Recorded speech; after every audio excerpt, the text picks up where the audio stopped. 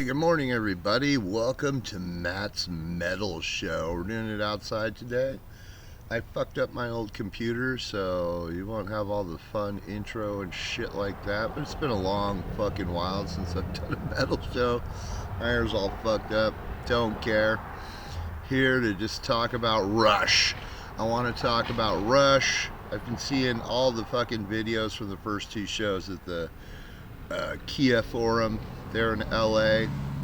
Geddy, Alex, and Annika. Anika, people call her Anika, people call her Annika. I don't fucking know what her name is. She's like from Bavaria. So, just want to talk about Rush. Fuck. The one cool thing that people need to understand is when you watch the footage, and there's a ton of footage on YouTube, so it's fucking out there. Go check it out. There's some really good fucking like fan shot complete shows out there. The one thing you need to understand, just look at the look of joy on Alex and Geddy's faces. They're back on stage after 10 years and they're fucking rocking it, man. The set list has changed from the first night to the second night. I know they did the beginning of Temples, or not the beginning of 2112, and then Temples of Syrinx, and then they moved into the final part of it. The first night, the second night, they played the whole fucking thing. So, when are you gonna see 2112 in its entirety? A lot of fucking people out there bitching about Annika's fucking playing, which is just fucking annoying. It's fucking annoying. It's like, dude, we have Rush back on stage. All is right with the world. But no, there's a bunch of assholes on the internet that have to sit there and fucking nitpick her. First of all, she's a fucking amazing drummer. She played with Jeff Beck, for Christ's sakes. She's not Neil. Nobody's fucking Neil. Neil's gone, man. She's not trying to be fucking Neil. She's just fucking playing the songs. She's honoring the spirit of Neil, but she didn't know him, so to her that's not as important as it is to the other two guys from Rush, obviously. She plays how she plays, and she's fucking phenomenal. If you watch her play, I mean, dude, I watched fucking Martin Popoff yesterday fucking talk about, well, her mini tom was tuned 1/4 inch slightly different than Neil would normally do, you know, and you're like, shut the fuck up. I used to like Martin Popoff. Now, like, if I saw him, I'd probably punch him in the fucking face. He's just a nitpicking fucking internet fucking goblin that fucking bitches about fucking bullshit. There's so many people out there just bitching about bullshit. Just be happy that fucking Rush is playing again.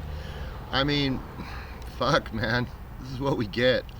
They had a fucking killer set list. They played some fucking, you know, they opened with Xanadu. I watched the little opening montage. They put on a fucking great show. The production looks fucking amazing. They're having fucking fun. They sound great. Fucking Alex is, wow, fucking sounds great. Yes, I'm fucking smoking. I'm outside smoking. Cool. I don't know how this is gonna look. It looks shitty. I don't care. I just wanted to talk about Rush. I saw Rush a bunch of times with Neil. I would love to go see them again, but the ticket prices are fucking outrageous. Thank you, everybody, for fucking doing that shit. It's so funny because people blame the bands. They're like, oh, the bands have nothing to do with it. They set a ticket price, and then all the fucking companies go and buy up all the tickets and then resell them for outrageous amounts of money. And if you wanted to go see Rush, it would cost you a couple $100. I had front row for Rush in 1985. I saw him on the Power Windows tour. with Matt the Metal God was sitting behind me in row 2. Me and my buddy George were up in row 1. and I paid, the ticket was like $12, I think, but I had to give my ticket to Vinny, our scalper buddy, and then pay him $20, and then I got front row. So in 1985, it cost me like $32 to sit in front row, right in front of Geddy Lee on the Power Windows tour. Now, probably cost you $32 just to fucking go to the bathroom. The ticket prices are, and that's one thing you'll see is all these guys are talking about. You know, I would have loved to gone to the show, but the fucking, even these guys, you know, they're like, the ticket prices are fucking outrageous. And it's true, man. You gotta have some money to go fucking see Rush, because unless you're sitting in the nosebleed, and you probably still paid $400 for those, and I can't do that. If I'm gonna sit in nosebleed, I'd just rather watch it on fucking YouTube. I just, you know, as a kid, I got fucking, I don't know, I got kind of bougie because I always had really fucking good seats for all these epic shows. So if I don't feel like I'm part of the show, like I'm in the crowd close enough where the guys on stage can actually fucking see me, I feel, you know, like, yeah, what's the fucking point? You know, you see these guys like go see Metallica in these jumbo stadiums, and you're like, dude, they don't even know you're there. You're like that guy, that dot over there. You know, that's crazy. Still paid $400 though. Yeah, going to see live music isn't cheap, and that's how these guys make their money. So, you know, they don't make shit off record sales anymore. It's not like in the old days. In the old days, the bands used to make their money off of record sales, so it was cheap to see them, because that was just kind of amazing, you know, this fucking promotional fucking just, you know, get the band out in front of the fans so they'll buy more albums. Now it's like get the fans in the venues so we can fucking charge them a bunch of money. Is this a cash grab? That's one of the things that somebody brought up, and of course it is. It is. Is it a dishonest cash grab? I don't think so. I mean, Geddy and Alex, they've been unemployed for like 10 years now. And, you know, there's a lot of people out there that think like, oh, well, these fucking rock stars have all this fucking money and shit. And when you read Ozzy's book, I read Ozzy's final book. You know, yeah, Ozzy had amassed this fortune, but he even says, like, they didn't have any fucking money. You know, because he wasn't bringing in money. He wasn't bringing in money from touring. And that puts a strain on them, because most of their fucking money is tied up in property and bullshit and taxes and all that crazy shit. So it's not like in their bank account they have $100 million sitting there. Some of them might. Some of them might have lived a frugal life and kept their money in actual money, but most of them don't. They mostly spend it on 10 houses and bullshit. But yeah, it is sort of a cash grab, because fucking Geddy and Alex need fucking money to live, you know. I mean, obviously they have a lavish lifestyle. They could lie and say they don't, but you know, dude, when you reach the echelon that those guys are at, you live a lavish lifestyle. It might not be lavish to them, but it's fucking lavish. But good for them, man. They deserve to earn money. But I don't think that's what the whole fucking point of this was just to make money. But I'm sure that was one of the factors, was like, hey, cool, man, we can go back on tour and make fucking money, pay the fucking bills and have some spending money. I think the biggest takeaway from this is they wanted to fucking play, and then they found a drummer, you know, because they saw her play with Jeff Beck, and then I think it was Geddy's bass tech was also Jeff Beck's guitar tech. And he's the one that like said, hey, have you seen this chick play? She's fucking amazing. And I'm sweating balls out here. I've been sick for like 4 fucking days. So, yeah, get old. So they went and fucking talked to her, and then they start jamming together. And I saw an interview with Rick Beato. He interviewed Alex and Getty, and then he interviewed Annika. So those are all great interviews to watch. It's really fun to watch those interviews because there's Rick's such a good interviewer because he's such a music nerd, and he's always like, oh, was that a G minor 7 sus 3 that you just played? You know? It's like, well, not most of the musicians that you're interviewing, they don't even know what the fuck you're talking about. It's funny because most of the famous rock stars and shit never learned fucking music theory or anything. So when you start talking G minor sus thirds with the suspended whatever the fuck, they're just like, yeah, totally, dude. But he's such a music nerd, but he's fun. And you know, he has ear training, so he could just fucking play Xanadu without fucking seeing how it's actually played. It's fucking crazy. Those interviews are really fun, but in the interview they were talking, and they said at first when they started jamming with her, they were like kind of closed-minded a little bit because they felt like, oh, she's not getting it or whatever, because she didn't grow up with Rush.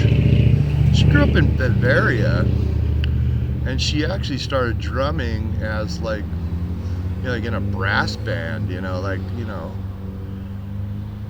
big band kind of music before she moved into rock and roll. So her biggest influence was like Jeff Porcaro from fucking Toto, who was a fucking phenomenal drummer, and he played on like 800 million albums.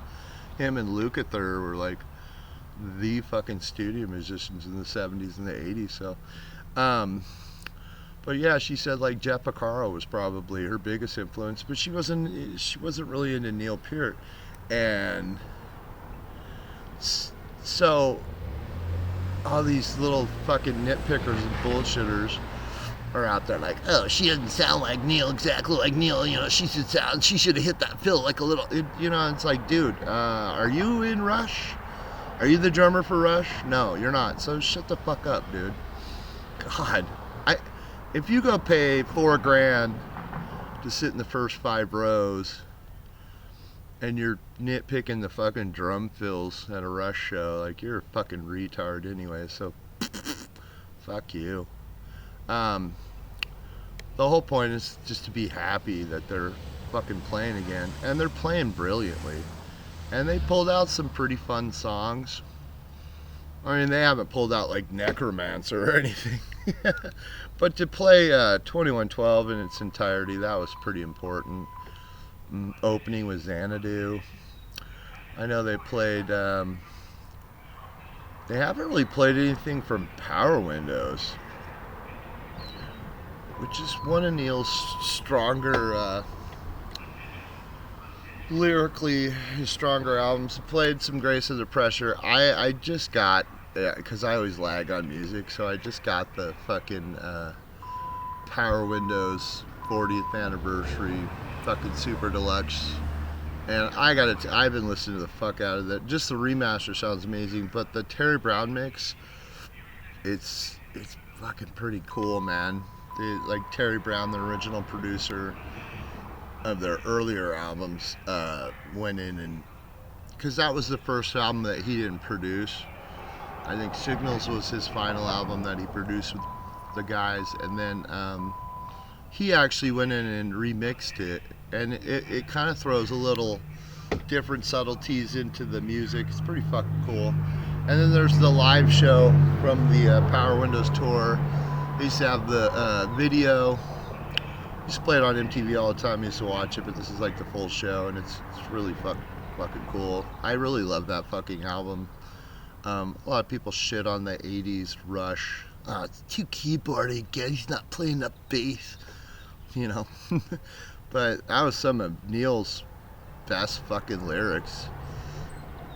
Fucking that album's probably Neil's best lyrics. that whole slew of albums like Power Windows and Signals and fucking Moving Pictures, and those were fucking Neil's best lyrics. Best drumming was probably fucking Power Windows, or not Power Windows, fucking Moving Pictures. But she nailed fucking Tom Sawyer. I watched it. She fucking nailed it. But I guess there's some fucking little fucking trolls that live in their mom's basement and fucking wear their old Vitor and the Snow Dog t-shirts, and they're like, oh, she missed that one little fill right there where at the end we're like, and you're like, who fucking cares? Were you there? Most of them weren't even there, so they're just sitting in their armchair trying to pick this chick apart. Bottom line is, she is fucking amazing, and she fit right in, and you could tell, especially with Geddy, you could tell how much he enjoys playing with her, because he's always looking at her and he's always like making little gestures, and like, and he has a big fucking smile on his face, dude, because, you know, the Professor is gone, and that was a fucking big deal for those guys. They were together forever. They were best friends for fucking ever, since '74.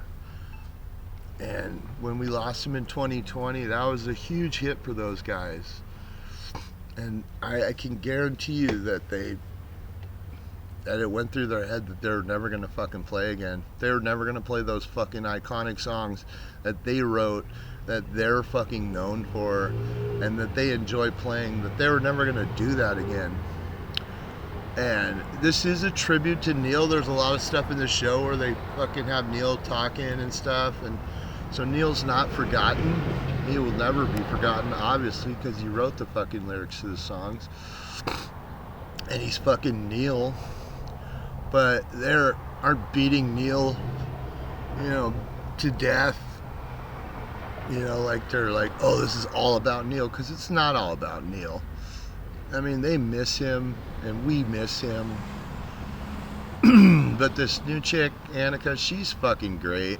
She brings kind of an energy to the guys that they probably needed. You know, because towards the end, Neil was kind of a... you see the interviews and stuff. Neil was kind of a curmudgeon.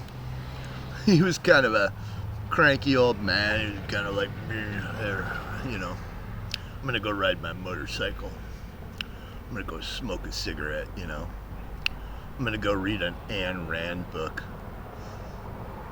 God, he read some fucked up shit. I tried to read Ayn Rand, and I was like, wow, I'd rather cut my eye out of my head. But, fucking Neil, man. God bless him. What a fucking great drummer and a great fucking lyricist. But, this is what we got. We got Rush now. Rush 3.0, right? Because of John Rutsey. And it's just good to see them on stage, man. It's good to see them back in the saddle. And first two nights, the Kia Forum, they were fucking phenomenal. So love Rush. Go out. I've been listening to a fuck ton of Rush, and it's funny lately because I never got into Clockwork Angels. And I was talking with my buddy Matt, the Metal God, and I was telling him, you know, like those last couple of Rush albums, like Clockwork Angels and Snakes and Arrows, and God, maybe even, although I love the remix, but like maybe even Vapor Trails, like there was just something about those albums that just didn't catch me. They always had one amazing fucking song that always got, like Far Cry on fucking Snakes and Arrows. It's such a good fucking song. One Little Victory on fucking Vapor Trails. You know, they always had that one fucking song. I love Caravan off of fucking off of Clockwork Angels, but the rest of the albums to me, they kind of there's kind of, and it's Geddy. I finally figured it out. It's Geddy, because Geddy's voice is not.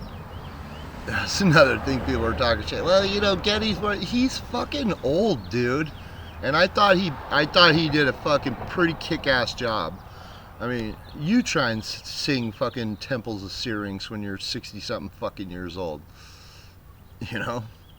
But it is Geddy. If there's a weak spot in Rush, it was Geddy singing, because his voice, you know, it started to show the wear, and he's still trying to hit those notes that he probably shouldn't be trying to hit. I mean, he nailed it on Far Cry, he nailed it on One Little Victory, he nailed it on fucking Caravan, but like, there's certain songs where he tries to get hit up in that upper register where you're just like, I don't know, Ged, you probably should not fucking do that shit. So I think that out of the weak point, oh look, you can see me all sweaty. I guess there's a point where I listen to those albums where Ged's voice just fucking just like starts to wear on me like quickly. The music's great. I think it's a little denser than the earlier albums. People hate the keyboardy shit. When they move back into kind of heavy, like on Counterparts and shit, where there's like no fucking keyboards, it's all just bass drums and fucking Alex. And it has that kind of heavy bottom end sound. That's cool. But like, they kept going with that, like, because this Clockwork Angels, man, is a dense fucking album. But I've been listening to it a lot more. I know people love the song The Garden, and I guess they performed it at the second show. And they're like, oh, that's the best song on Clockwork Angels. I think Caravan's the best song on Clockwork Angels. That's why it's the opening fucking song. Just like Far Cry, just like One Little Victory. I think these guys had it in their head and in their hearts that they knew what the best fucking song was, so why not start off with it? Tom Sawyer. You know? I mean, if you look back at the opening tracks of most of their super successful albums, and there's, you know, Spirit Radio, you know. So, yeah, Ged's voice on this tour, yeah, gets a little wavery towards the end, but you gotta figure these guys are playing 2 fucking sets a night. They never have an opening act. This is a night with Rush. It's been that way for a long fucking time. And Geddy's voice has been all over the fucking place for a lot of years. But he still holds his own, though. There's certain songs that he sings fucking just fine. So, what do you expect? Most of the fucking bands that you know from their era, their fucking singers are terrible. God, with the exception of what, fucking Rob Halford? I mean, name me a fucking band from their era where their singer's fucking immaculate. Certainly not Bruce Dickinson, Jesus. You know. But, yeah, I just want to talk about Rush. It's good to fucking see him back, and people need to shut the fuck up, and you don't have to go. You have that fucking choice. And they made it kind of easier for you because the ticket prices are fucking outrageous, but don't blame them. That's really not their fault. But they are making some fucking serious money on this fucking tour, because like almost every fucking show is sold the fuck out. So, but good for them, man. They got some income coming in, and they get to play all these fucking beautiful songs that they fucking cherish. And Neil's well represented. And Annika is fucking kicking ass, dude. She's fucking amazing. So, fuck yeah, man. Everybody stay metal.